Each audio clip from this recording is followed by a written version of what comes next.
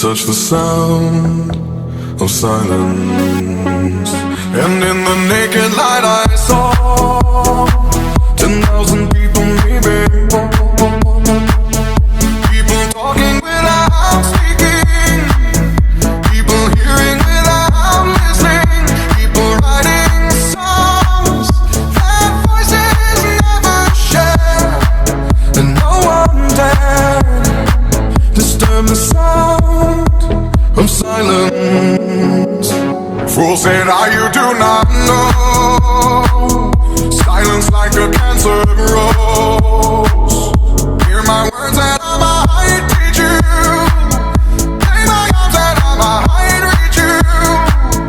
But my words, like silent raindrops, fell and echoed in the wells of silence.